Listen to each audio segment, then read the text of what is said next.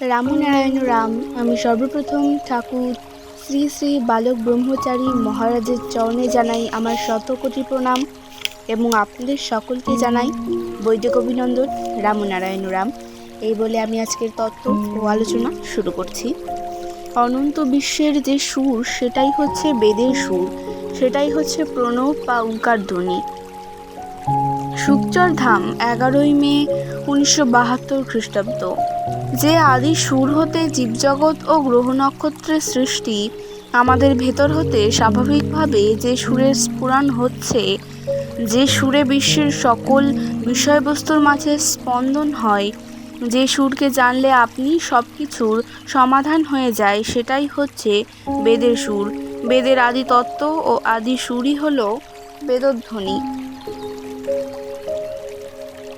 বেদ কথাটি এসেছে বীজ শব্দ থেকে, যার অর্থ হচ্ছে জ্ঞান। বেদ কেউ রচনা করেনি, আপনি এর স্ফুরণ হয়েছে। আপন মনে আপনিই তা ভেসে আসছে সৃষ্টির আরম্ভ থেকে। যে সুরকে অবলম্বন করলে বিশ্ব জগতের সব কিছু জানা যায়, যে সুরে কোনো তারতম্য নেই, দ্বন্দ্ব বা সমস্যা নেই, সেটাই হচ্ছে বেদের সুর।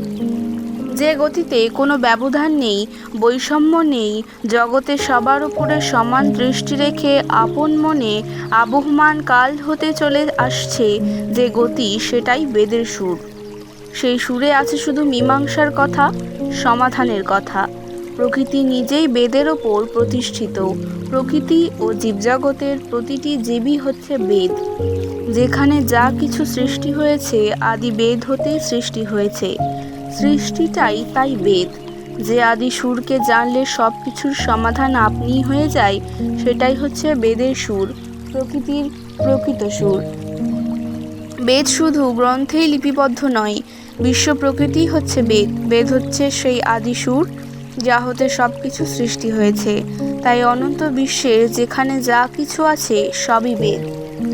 যে যা কিছু বলছে বা করছে সবই বেদেরই কথা। সবার ভেতরেই যে একটা সজাগ ভাব আছে, এটাই হচ্ছে বেদের সুর ও সারা।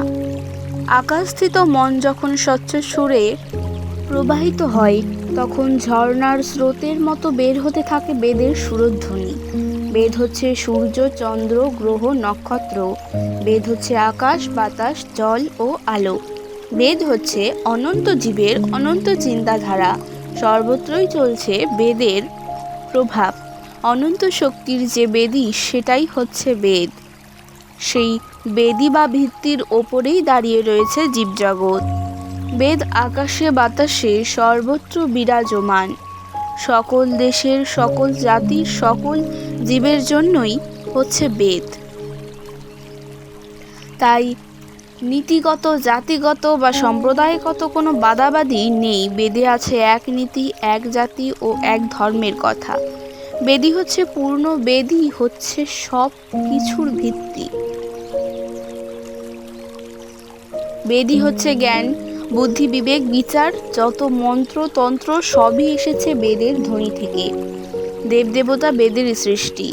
বেদ হচ্ছে সৃষ্টির নিয়ম।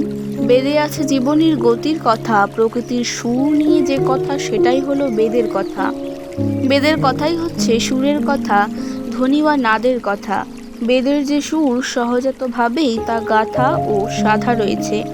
প্রতি জীবের দেহ যন্ত্রে আকাশের সত্তাই বেদের সত্তা, সেটাই আবার আমাদের সত্তা। এই বোধ যাতে সত্যিকারের বোধে আসে, মহাকাশের সেই বিরাট সত্তার সাথে প্রত্যেকেই যাতে একাত্ম হয়ে মিলিত হতে পারে, তার জন্যই জীবজগতের সৃষ্টি। সাধনা, জপ, ধ্যান, যাবতীয় যা কিছু সব এর জন্যই।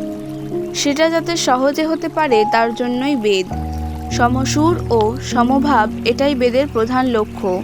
ব্যবধানতা ও পার্থক্য বজায় রেখেও জীব যাতে সমসুরে থাকে, জীবজাতের সৃষ্টি রহস্য উদ্ঘাটন করে, স্রষ্টার শ্রেষ্ঠ ক্ষমতা অর্জন করে, স্বাধীনভাবে সর্বত্র বিরাজ করে, বিরাট সত্তার সাথে একাত্ম হয়ে সম্যক রূপে তাকে উপলব্ধি করতে পারে, বেদে তারই বিধি ব্যবস্থা করা হয়েছে, তারই ইঙ্গিত রয়েছে।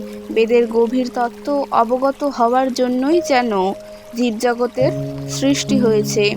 বেদের নিয়মই হচ্ছে প্রকৃতির নিয়ম। জীব মাত্রই বেদের সন্তান, তাই পশু পাখি জীবজন্তু হতে শুরু করে অরুণ বরুণ বসুমতী সবাই নীরবতার ধ্যানে তন্ময় হয়ে বেদের সুধায় পান করতে চায়। মুক্ত আকাশে ঘুরে বেড়ালেও পাখি আরও দূরে উড়ে যেতে চায়। দিনের পর দিন জলে থেকেও মাছ আরও গভীরে যেতে চায়। সব নদীর শেষ পরিণতি যে সাগরে, সেই সাগরই তার গতির শেষ খুঁজে না পেয়ে আকুলি বিকলি করে বেড়ায়। তেমনি সব কিছু পেয়েও আমাদের চাওয়ার আর শেষ নেই, ক্ষুধার আর নিবৃত্তি নেই। এই যে অনন্ত ক্ষুধা, এটা হচ্ছে বেদের সুরকে, বিশ্বের সেই আদি সুরকে আয়ত্ত করার জন্য আকুলি বিকুলি। বেদের আদি সুরকে মর্মে মর্মে উপলব্ধি করার জন্যই এই অপরূপ সৃষ্টি। সেই মহাসুরের সাথে এক সুর নাও হওয়া পর্যন্ত এভাবে হাবুডুবু খেতেই হবে। আজকের তত্ত্ব ও আলোচনা আমি এখানেই শেষ করছি। দেখা হচ্ছে পরের ভিডিওতে। ভালো থাকবেন, সুস্থ থাকবেন। রাম নারায়ণ রাম।